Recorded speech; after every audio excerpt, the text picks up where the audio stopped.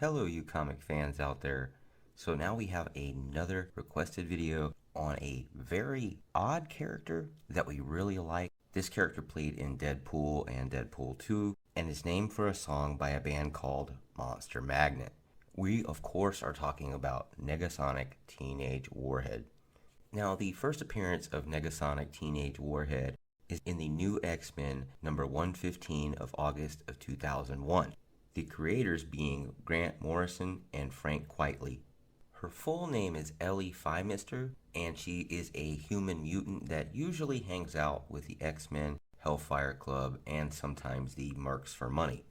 Now, Negasonic is portrayed as a calm, snarky, sometimes sarcastic, or even unmotivated or antisocial, but yet is a good-humored and patient teenager. Even her outrageous mutant name, Negasonic Teenage Warhead, is a good indicator of how little she cares about what anybody thinks of her. While Deadpool seems to expect her to be a stereotypical angst teenager, which she does not really deny, she's shown to possess a genuine heroic personality. What do you think, Deadpool? Negasonic Teenage. What the shit? Can we trade names? Now, Negasonic can also be somewhat rude, as she isn't afraid to insult people whom she doesn't like, especially Deadpool, such as calling him douchepool, and when she tried to tell him that Ajax got away, and old due to him referencing Alien 3. Negasonic appears to possess a close relationship with her mentor, Colossus. While she seems to like his gentle, hard-working, and serious nature, Negasonic does not undermine or argue against him. Now, Ellie is a Genoshan teenager with pale skin and dark hair who dresses as a goth predominantly and was a student of Emma Frost's telepathy class. During a tutoring session, Ellie reported having a reoccurring nightmare 50 times that previous night, wherein all the people in Genosha were exterminated. She then pointed out that she had experienced the same vision during the class. Almost simultaneously, Cassandra Nova's wild sentinels appear on Genosha and wipe out half the world's mutant population, approximately 16 million people.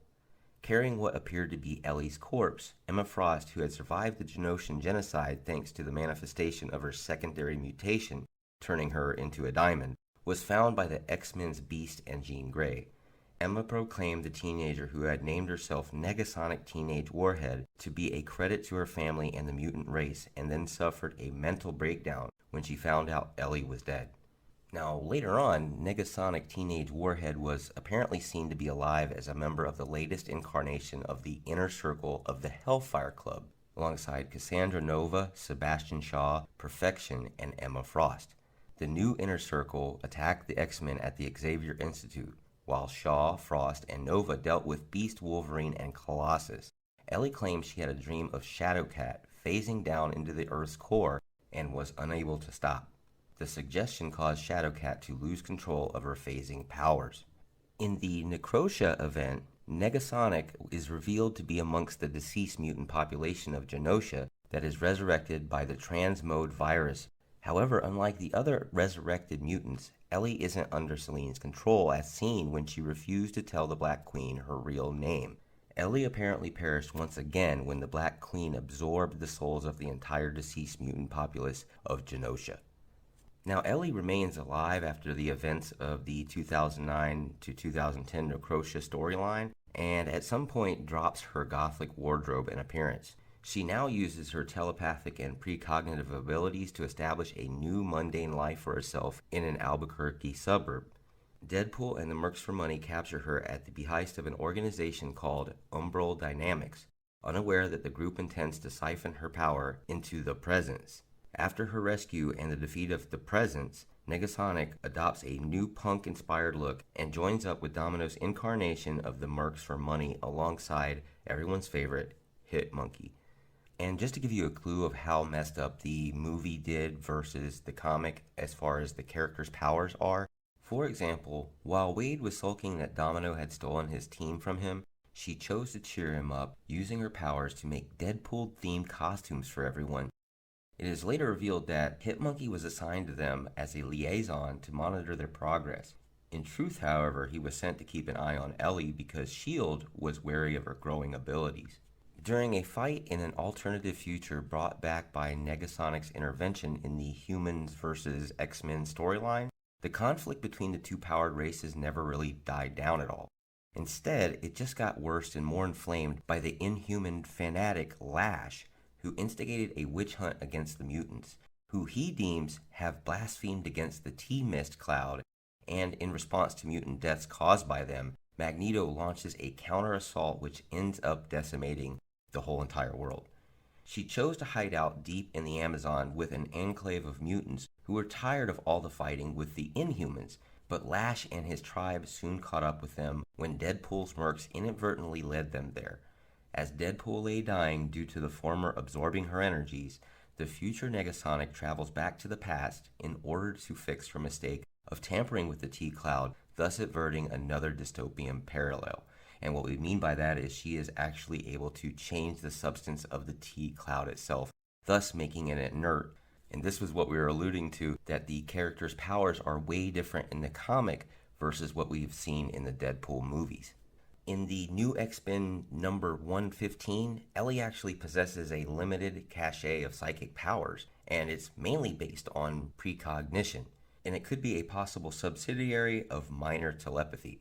In the X-Force number 24, Ellie is the only person aware that Proteus has possessed Destiny, and she shows her precognitive abilities, announcing to Selene the imminent return of her victorious inner circle. Now, in the Deadpool and the Mercs for Money, we see a more evolved Ellie, and she showcases a host of new abilities that she previously didn't even have, creating a house and a home for herself out of thin air with only her thoughts.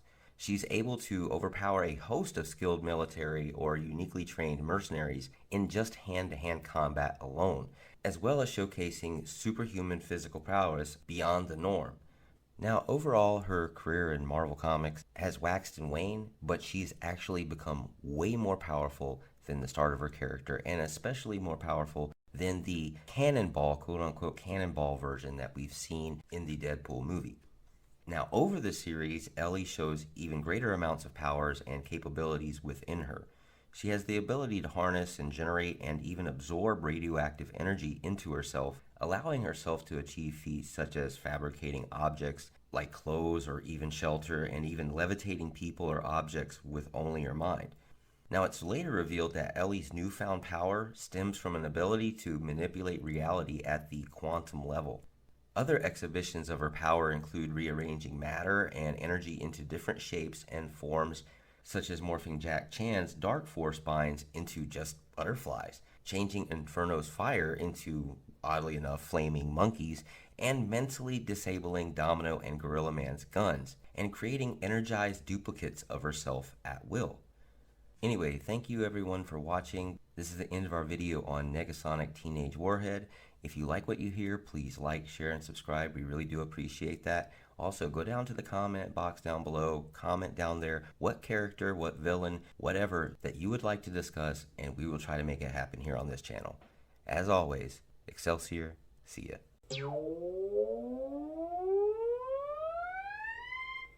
Negasonic Teenage Warhead.